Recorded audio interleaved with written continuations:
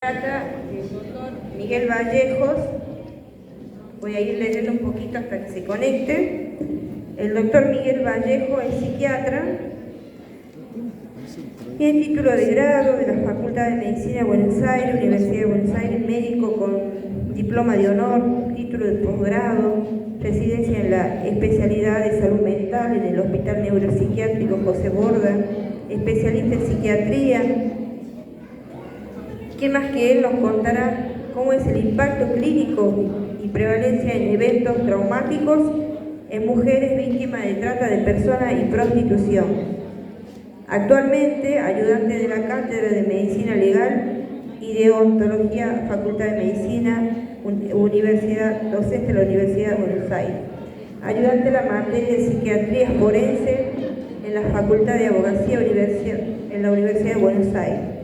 Autor de varios libros, entre ellos Maltrato infantil y personas privadas de la libertad, diversas disertaciones e investigaciones. Nutrido de varios conocimientos, experiencias, así que vamos a contar con la exposición del doctor Vallejo. Quien quiera hacer alguna pregunta, quien quiera sumarse a preguntar algo, a debatir algo, tiene que levantar la mano, ¿sí? Muchas gracias por la paciencia. ¿Estamos bien con la conexión? Aquí estamos esperándolo, así que un gusto y bienvenido, ¿sí? Yo hago señas porque no sé si me escuchan. Bien. Hola, ¿qué tal? Buenas tardes. No escuché muy bien, no se escucha muy bien el audio, pero bueno, ¿a mí se me escucha bien? Sí, nosotros le escuchamos bien. Estaba leyendo su currículo y dándole la bienvenida, así que muchas gracias y dejamos a su disposición su disertación. Bueno, muchísimas gracias. Quiero agradecer a los que han armado el congreso, felicitaciones y agradecerles de poder participar en el mismo.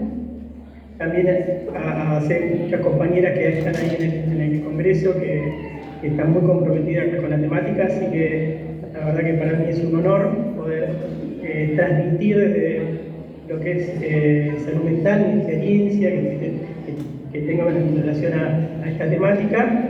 Así que bueno, mi idea es pasar un PowerPoint con algunos videos. Entiendo que ya es la última disertación y deben estar todos muy cansados. Así que la idea es generar algo más dinámico, más fluido y algunos conceptos importantes, me parece, para transmitirles. Entiendo que la mayoría son maestros, son educadores. ¿Esto es así? Sí. Bueno. Entonces, parte de eso, por más que voy a hablar un poco de cuestiones clínicas, me parece importante remarcar la función que tienen los educadores en relación al tema de trata, de prostitución, de maltrato infantil, que es un poco la temática que voy a plantear. Ahí estoy subiendo un PowerPoint.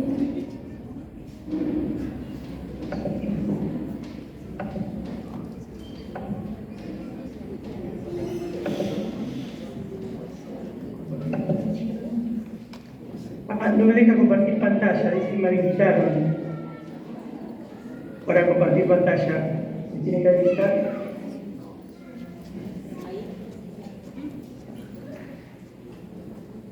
¿Hay posibilidades? Sí, doctor, ahora lo habilito. Dale, muchísimas gracias. Ahí está.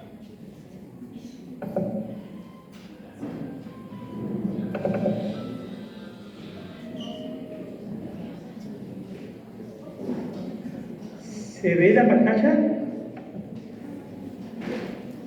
¿Se ve el PowerPoint? Ahí puede ver usted la pantalla también.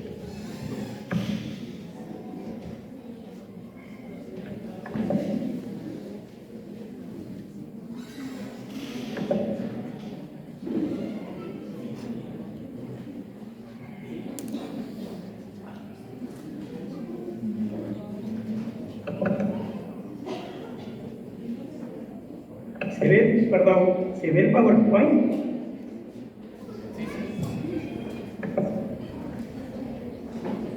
Sí, ahí estoy viendo la pantalla. ¿Se está viendo? ¿Se está viendo chiquitito ahí? ¿Se ve grande?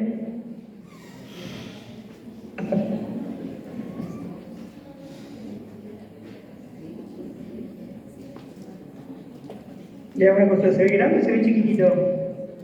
Si se ve chico, puede presionar. Chico.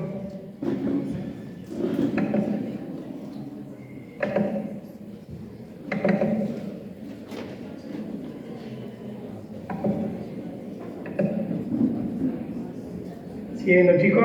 Bueno. Ahí está. Ahí se ve bastante. Bueno, me han presentado, yo soy el doctor Miguel Vallejos, médico psiquiatra y médico legista y también terapista cognitivo, que trabajo ya hace mucho tiempo con trauma, más que nada en adultos. Ahí está mi mail, cualquier cosa, igual después nos podemos seguir contactando. Esto es parte un poquito de mi formación, soy parte de lo que es un capítulo de psiquiatría forense. También trabajé 8 años en una cárcel psiquiátrica que se llama Prisma, y ahora soy médico de planta del Hospital Moyano, donde trabajo con personas víctimas de trata, situación de prostitución. Tengo por ahí todos estos elementos como psiquiatra, como médico legista y la parte asistencial terapéutica que trabajo ya hace más de 10 años focalizado en trauma. ¿Cuál es la idea de la charla de hoy? Es analizar algunos datos que cuando hablamos de investigación, que en Argentina es bastante escaso y eso es un gran problema también porque tomamos muchos datos de otros países, es evaluar elementos disruptivos o traumáticos infantiles en relación a la situación de prostitución o de víctimas de trata. ¿Cuánto influye esto? ¿Es la causa? ¿Es un factor? Las personas que están en esta situación sufren otros traumas, tanto mientras están haciendo, o sea, mientras son víctimas de trata o mientras están ejerciendo la prostitución, y también hablar un poco del impacto psicofísico, que esto es algo que me parece importante en relación a la invisibilización. Acá por ahí no sé si lo ven bien, pero esto es un iceberg. Esto es algo metafórico que cada vez estamos utilizando más. ¿Por qué? Porque, como todos saben, el iceberg se ve, no sé, menos de un tercio de la parte que se ve. Hay una parte que acá del lado izquierdo que dice visible, que le estoy marcando. ¿Qué es lo que es importante? Cuando uno habla de la parte visible, cuando habla de situaciones de trata o prostitución, se habla mucho del consumo de prostitutas, de los medios ahora con un montón de, no voy a nombrarlos, pero hay un montón de sitios ahora que se han puesto muy de moda y cómo personas se hacen millonarias a partir de todo esto, pero no se cuenta todo lo que implica eso. El tema de las zonas rojas, acá en Capital, el tema del exhibicionismo que tenemos en determinados lugares. Algunos hablan de la elección, que es una elección más que nada hablando de prostitución, no trata. En trata sabemos que hay mucha corrupción y las personas están atrapadas en una situación compleja. El tema del placer, que es un trabajo o no, que es un oficio. Se habla cada tanto de mujeres rescatadas. Se habla también de ciertos proxenetas que ocupan lugares jerárquicos en distintas instituciones. Entonces, esto es como la parte más visible. Por ahí lo que estamos más metidos en el tema, lo que trabajamos más con esto, vamos a ver la parte de abajo de todas estas situaciones de víctimas de trata o en situación de prostitución, donde hay un nivel de violencia muy importante hacia esas personas, hay situaciones de humillación, de desprecio, de ignorancia, situaciones donde cuentan sus situaciones, perdón por la redundancia, y van a hospitales públicos y son expulsadas o discriminadas, la estigmatización. Algunos hablan de trauma simple, esto está un poquito más cerca de la superficie, porque uno se plantea un poco todo esto, pero lo que está en el fondo, donde casi nunca se plantea, excepto en situaciones que están en contacto directo con estas personas o los que trabajamos en esta situación, es esto que está acá abajo. El famoso síndrome de Estocolmo, el tema del nivel de abuso físico que sufren estas personas, el nivel de consumo de sustancias, la mayoría consume sustancias para poder realizar esa actividad, el nivel de maltrato infantil, que esto está totalmente, o sea, el maltrato infantil está invisibilizado, imagínense el maltrato infantil en personas en situación de prostitución, lo que nosotros llamamos estrés postraumático complejo, el trastorno borderline, las violaciones que sufren estas personas, muchas sufrieron en la infancia, y esto es importante, le falta tratamientos adecuados, la falta de profesionales idóneos para trabajar con esta temática. Y todo esto que lleva a la anulación del otro como sujeto. Son sujetos que están totalmente, más que nada mujeres, totalmente arrasados psíquicamente, con muchas dificultades para avanzar en su propia vida. Entonces, también esto es un punto de planteo con todas estas situaciones, la parte visible y las partes invisibles, qué posibilidad tienen estas personas de elegir sobre las situaciones en las que están viviendo, desde el punto de esta elección por placer o la elección de un trabajo. Pero me parece importante entender de que esta situación, el tema de trata, está muy invisibilizado, excepto que uno trabaje específicamente o esté en contacto con esta situación. La pregunta que para mí es importante, si es relevante o prevalente el maltrato infantil en mujeres, víctimas de trata o situación de prostitución.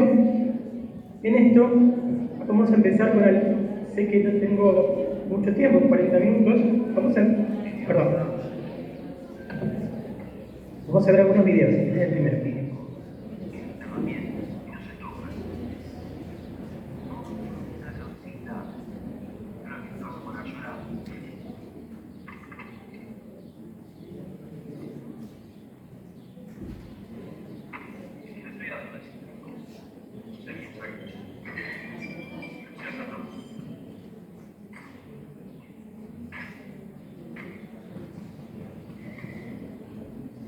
A mí me parece importante, básicamente ustedes que son educadores, la importancia, esta es una campaña de 2009 donde después nos hizo mucho más campañas sobre las consecuencias de la negligencia, de la falta de amor, o esto de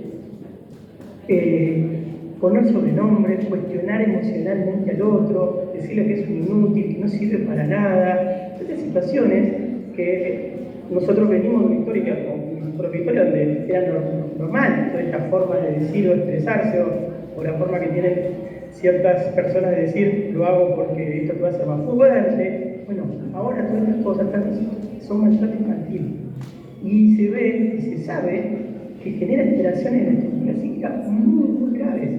Puede ser comparado al nivel de abuso sexual. Entonces, para mí es importante, y ahora vamos a ir viendo el tema, el lugar de los educadores. Muchos plantean, bueno, cuál es el lugar de la escuela, cuál es el lugar de la familia en relación a todo esto, pero entendiendo algunos conceptos, van a ver la importancia cada vez más que se tiene ustedes cuando se empieza a visibilizar qué es lo que pasa dentro de las casas, dentro del grupo familiar de estas personas.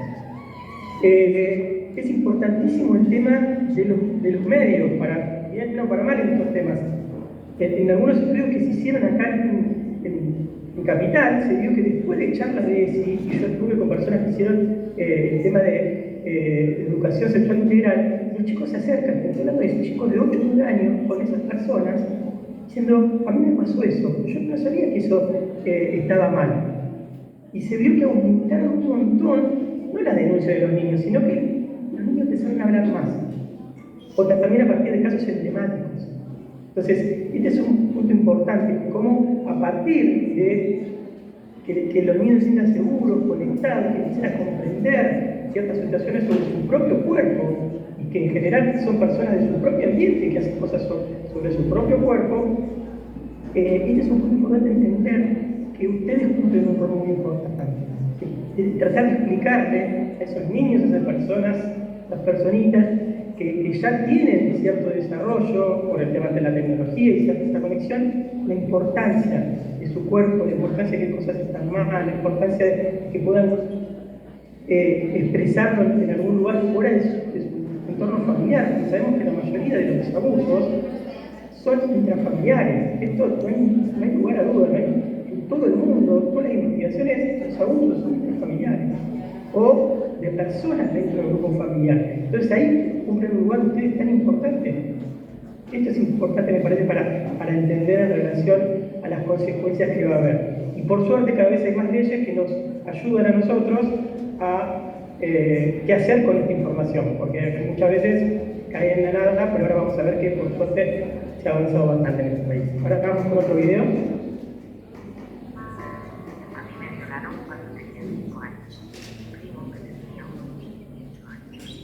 Me sentaba en su lugar, llevaba la habitación, cerraba la puerta, ponía la música alta, hacía reunió valor, me desnudó e intentó penetrarme. Hizo mucho daño. Empecé a llorar, recuerdo que él me decía, no vuelves a nadie. Y hacía mi madre, mamá ven. Tenía recuerdo que le dice, mamá ven, pero que no venga papá. Tenía miedo de que me castigase.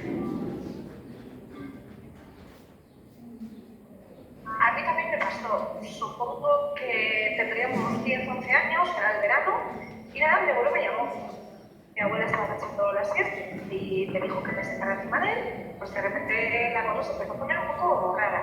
Que empezó a tocarme los pechos, a decirme, pues eso, que mira cómo me pones, a subirme la camiseta, a chuparme los pezones. Pues no sé cuánto tiempo estuve ahí en esa cuestión.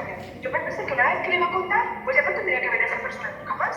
Y leí todo porque hizo como que no pasaba nada. Pero que sexual no posibilidad de cuando tenía 13 años. Recuerdo que era verano, era en casa de unos señores que trabajaban con mi madre, con mi hermano. Y ese tiempo yo estaba hablando conmigo a su vez, como que podía. Y en ese tiempo procuraba frotarse conmigo cada vez que podía. Y recuerdo que al final fue que se nos tuvo delante. Yo para que estaba a los ojos, y a su vez le dije a mi madre que pasó de vieja. A mí cuando tenía unos 9 o 10 años, mi marido decía trató de abusar de mí con tocamientos y palabras obscenas. Pasé muchísimo miedo, me encontraba con él a solas en su casa. Lo conté a mi familia unos años después, pero no pasó nada. Seguimos como si nada hubiera ocurrido.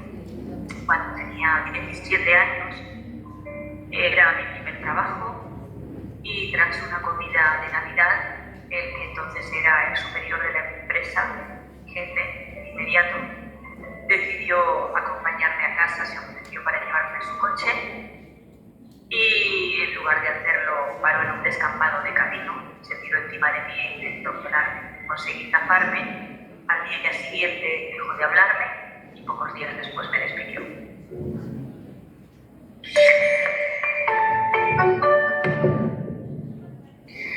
Bueno, como ven, muchas de estas situaciones, yo no sé si muchos de ustedes han vivido o han escuchado esto, porque trabajamos con trauma y maltrato infantil, es algo del cotidiano.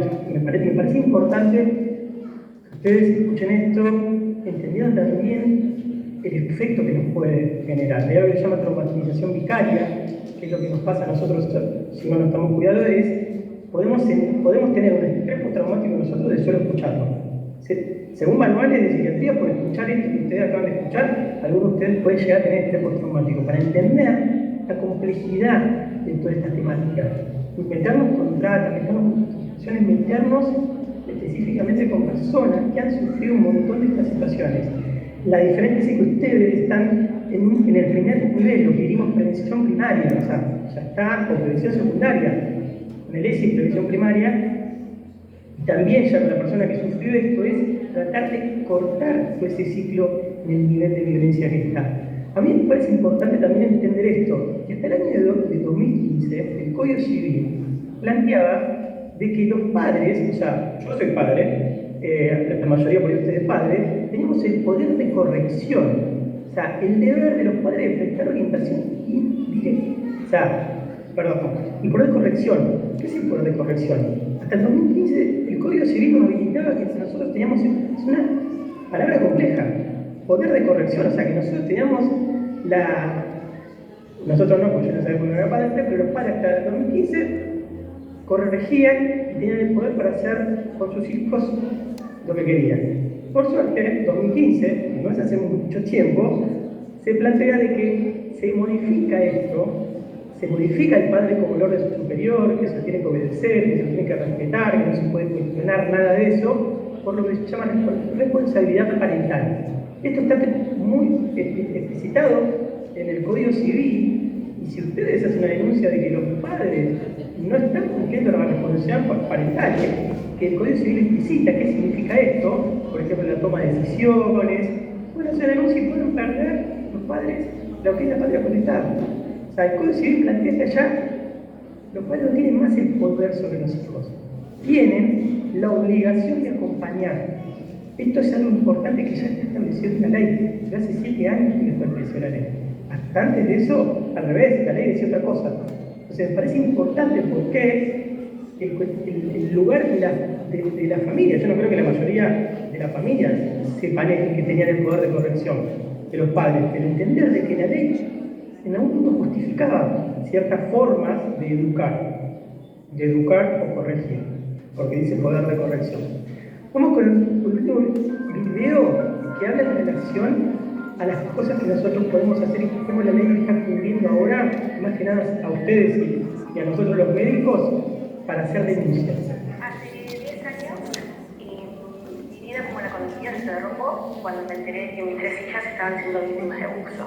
Ningún ciudadano está preparado para saber cómo actuar frente a una situación tan dramática.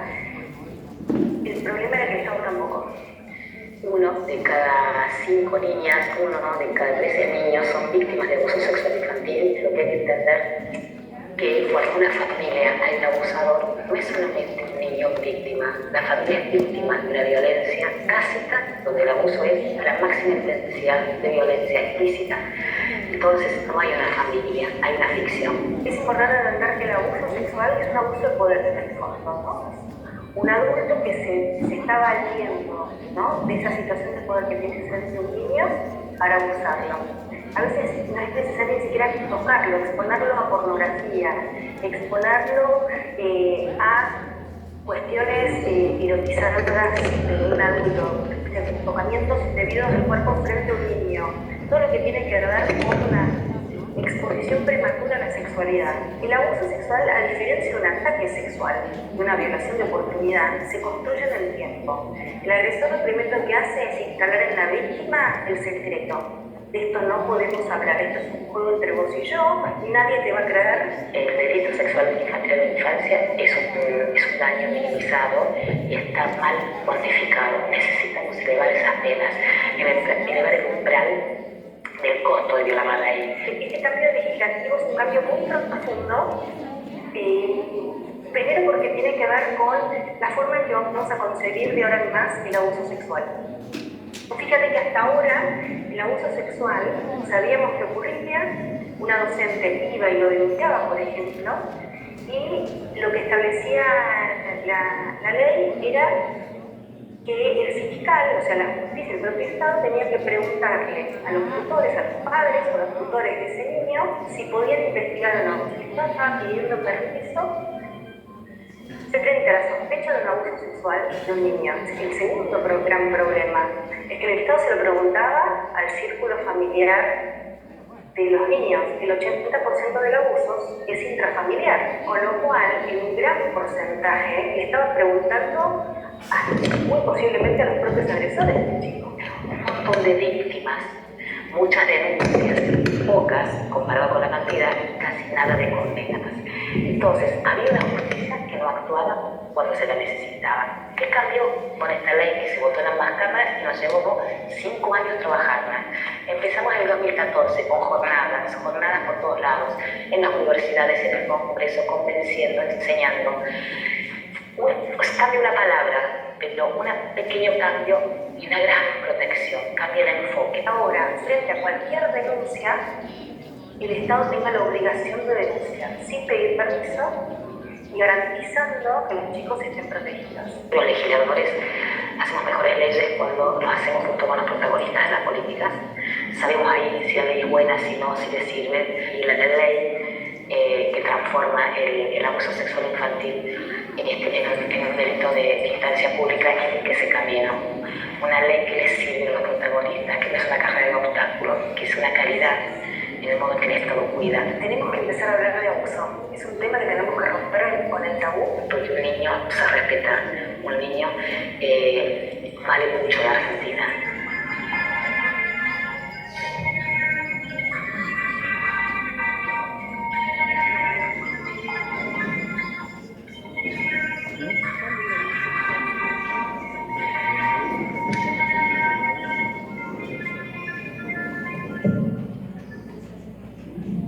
Bueno, yo no sé si ustedes conocían esta ley de Carrizo, se llama Carrizo por la diputada, pero es un cambio paradigmático. Esto es el tema más importante, es que antes ustedes, educadores, nosotros profesionales de salud, denunciábamos, eso llegaba a la fiscalía, era instancia privada, entonces se les tenía que preguntar a los padres, ¿están de acuerdo que lo denunciamos sabiendo que era intrafamiliar? Era como era como, no sé qué nombre ponerlo, pero era paradójico, es como preguntarle al abusador, bueno, podemos indagarlo a ver si podemos condenarlo, eso es lo que pasaba antes.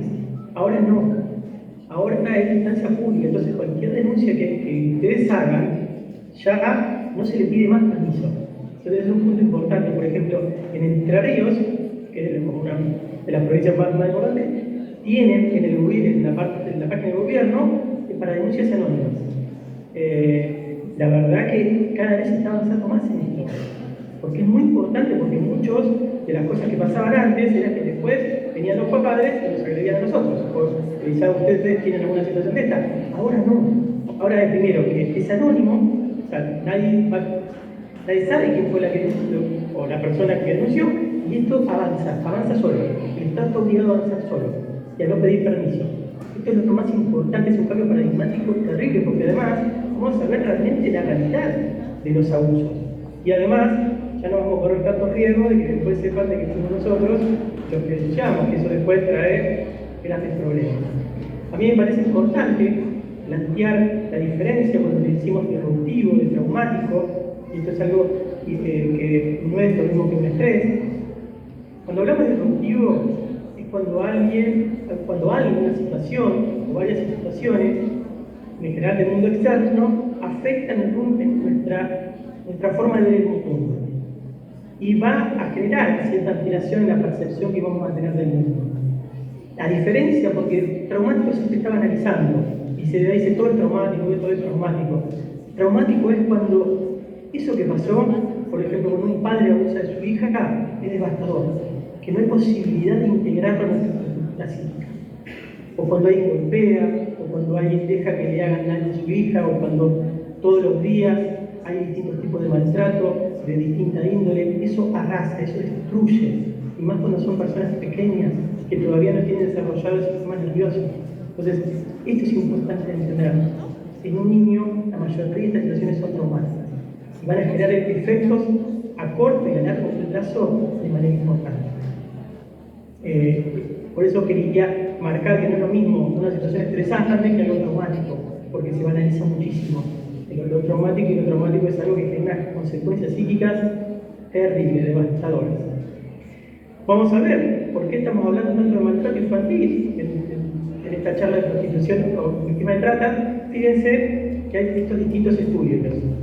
Hay que recordar que muchos de estos estudios se hicieron en personas que no tenían la autorización de sus proxenetas. Entonces muchos fueron en contextos difíciles de penalizar. Farley es la referente para mí en investigaciones, y en el 2013 ella plantea que hay un 63%. Fíjense, abuso físico, abuso sexual. Esto también es un tema importante.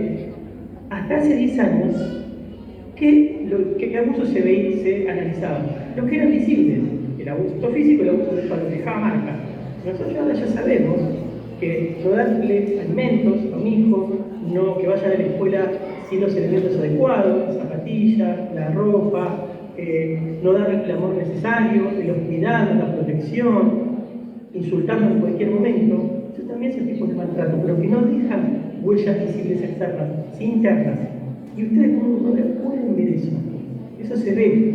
Entonces, recién hace 10 años que se empezó a investigar.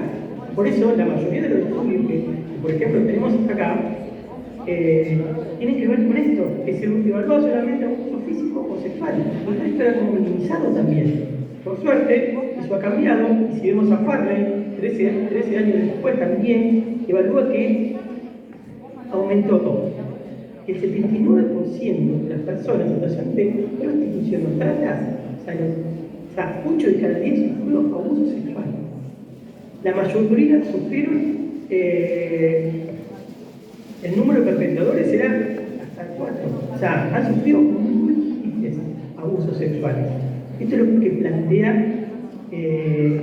estas distintas investigaciones en relación a esto. Entonces, cuando hay tanta frecuencia de esta situación de maltrato infantil y más que nada abuso sexual, esto ya va tomando un matiz distinto en relación a una posible etiología.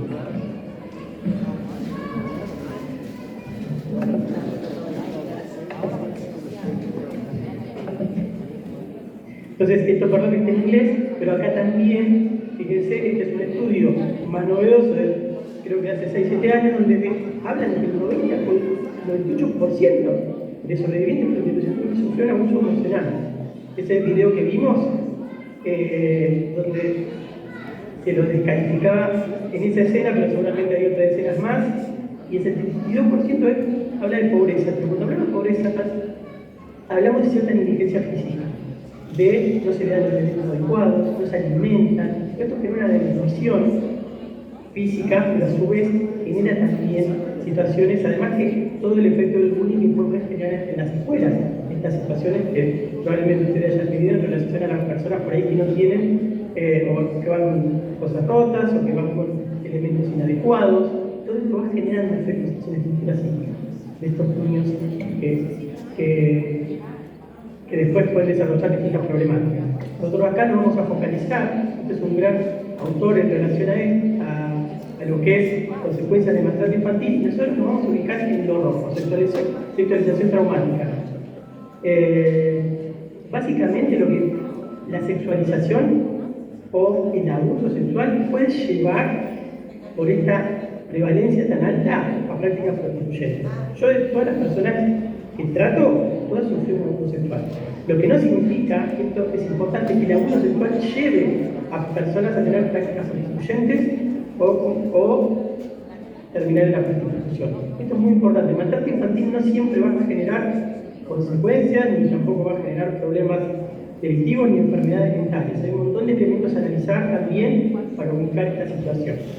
Pero sí entender de que las personas que sufren abuso sexual, fíjense diferencias de hombre y mujer, las mujeres van a sufrir abuso sexual en la adultez, mucho, mientras más maltrato se sufre, más riesgo de ser abusada en la adultez y más riesgo de elegir parejas que las van a maltratar.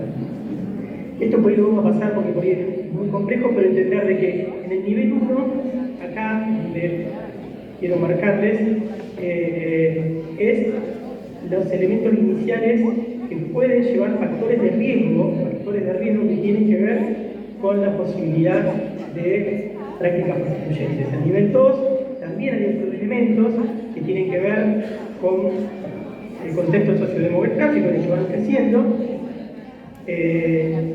y después tenemos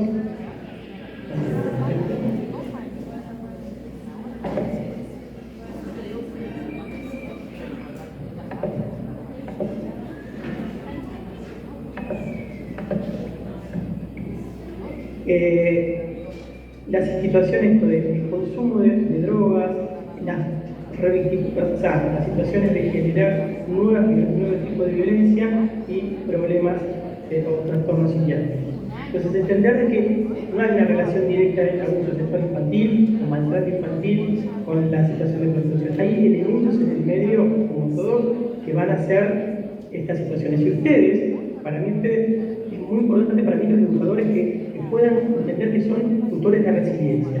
Ese concepto sería buenísimo que lo puedan leer y yo después les puedo dar elementos que ustedes pueden cambiar la vida de personas maltratadas a partir de ciertas conductas que pueden tener. Eso me parece muy importante el concepto que tienen ustedes frente a esta situación. Nosotros también los médicos somos tutores de resiliencia, pero ya que trabajamos con adultos más complejos. Ustedes los educadores pueden cambiar la mentalidad a estos niños con esta situación. Entonces, ¿qué pasa? Con el estrés crónico, porque viven con una situación de estrés crónico en el maltrato infantil o las situaciones de prostitución, viven en situación de estrés crónico, de qué cliente te me pegará, vamos a ver después el nivel de maltrato, y los centros, la parte de adelante de la corteza, que es la que toma ciertas decisiones, ¿qué genera? La toma de malas decisiones, poca creatividad, toma de conductas poca éticas morales, que pueden llevar a las conductas delictivas. Los centros más emocionales van a estar tensos, irritables, agresivos, hostiles. Esto lo pueden ver también en niños abusados. Estos cambios conductuales que son bastante rápidos, con una cuestión de semanas, no hay tantos cambios conductuales en la forma de ser de los niños. Una de las primeras cosas que tenemos que ver es maltrato infantil. Pero lo primero que tenemos que ver. Y sin estrés crónico, la persona va a tomar buenas decisiones, creatividad, va a estar calmada, va a tener buena conexión, posibilidad de percibirse de una manera positiva y percibir el mundo de una manera positiva. Vamos a ir avanzando. Fíjense esto, las personas en situación de prostitución, que es lo que están en el nivel de encouragement es acoso. La persona que hizo este estudio lo hizo hace 6-7 años, ahora dice, ahora si tengo que decirlo, por lo que estoy viendo es todo 100%. Todo 100%, avísenme cómo ando con el tiempo para que no se corte, por lo menos. Pero es altísimo el nivel de violencia que sufren trabajando, si quiero decirlo, las prostitutas, las víctimas de trata es otra cosa, porque ya están en una situación de coacción, pero es altísimo el tema de las nuevas violaciones por parte de los clientes, de los proxenetas, el abuso, las consecuencias psicológicas de todo esto. Entonces la prevalencia es altísima. Y varía también si son personas que bailan la street dance, si son personas que viven en la calle, varía muchísimo. Hoy la prevalencia un poquito en el lugar donde realizan estas situaciones donde la verdad que me sale trabajo, pero no es trabajo para nada, es donde realizan situaciones de prostitución o están en un lugar como víctimas de trata. Pero es altísimo el nivel de situación que viven durante las situaciones de prostitución. Y fíjense que cuando hablamos de las personas que fueron abusadas, violadas en situación de prostitución, la mayoría, fíjense, el 60%, más de 6 veces. O sea, siguen sufriendo violaciones o maltrato. El impacto clínico. Hay un síndrome que se llama parálisis, porque la pregunta es, ¿se quedan en esta situación de prostitución? ¿Qué les pasa que no pueden salir? Frente a esto, lo que yo quiero plantear es que la consecuencia del evento traumático, lo que paso rápido, si van al TCM, a los valores de psiquiatría, puede producir cualquier patología mental. Cualquiera. Cualquier patología mental que ustedes vean y analicen algún estudio, maltrato infantil. Y además incluye el tratamiento y un montón de cosas. O sea, maltrato infantil y eventos traumáticos puede producir cualquier patología mental, no solamente estrés postraumático, que es lo que se está orientando, puede producir cualquier cosa. El estrés postraumático es alto, 7 de cada 10 o 6 de cada 10 lo van a sufrir. Esto por ahí lo voy a pasar, muchos de generar alteraciones en la personalidad, esto es algo importante, que no es solamente que tengan pesadillas o revivan situaciones, sino que cambien la personalidad, la visión frente a los otros. Pero esto me parece importante. El famoso síndrome de Estocolmo. Sí. Me marca que 2 minutos se termina la reunión. Si ustedes les falta un poco para terminar, les puedo pasar de vuelta el link para que continúen. Pues si puede ser, y quedaría 10 minutos. ¿Sí? Se corta y después lo pasamos. Dale, buenísimo. ¿Están de acuerdo los? Preguntarle a la gente que está ahí si está de acuerdo, a los oyentes. ¿Sí? Bueno, hacemos así. Entonces seguimos, aunque sea, nos quedan 15 o 20 minutos y nada más. Prometo. Prometo. El tema del síndrome de Estocolmo, esto es algo muy importante en personas de prostitución o víctimas de trata. Judy Herman, que es la principal que vio el tema de las consecuencias del maltrato infantil, hablaba de que muchas personas con maltrato infantil aman a su perpetrador. esto es lo que mira el video que decía como que no es un evento así emotivo, hay todo un secreto, hay toda una cuestión como de seducción hacia la persona de abuso y todo esto, o de sexualización en el contexto. Esto hace que a veces se sientan en una cuestión de amor y que entiendan que la forma de ser querida es poner el cuerpo para después también tener reconocimiento. Yo tengo ahora una paciente que plantea que algo de esto está viendo, que fue sexualizada toda su vida, era el objeto, era la hija del papi, y ella dice así, soy la hija del papi, y parte de la prostitución le da un lugar de importancia. Se sentía como que siendo o haciendo cosas de particular, la prostitución era querida, era amada por nosotros, era reconocida. Esto parece muy complejo, pero se entiende a partir del síndrome de Estocolmo. La diferencia del síndrome de Estocolmo es que son captores que tratan también a las víctimas. Y las víctimas tienen la misma idealización que el captor, pero las tratan bien. Entonces, si acá en nuestra institución no tratan bien. Entonces, hay un síndrome de Estocolmo relacionado con la prostitución, donde ¿qué pasa? Hay agradecimiento a los pequeños favores, por lo que está en inglés, que dice interés gratificar por pequeños favores, hay una negación de la violencia que recibe, hay una hipervigilancia de cuidar a los seres o a la persona que la captó. Como, ¿qué necesita? Yo tengo que estar atenta para cuidarlo a él.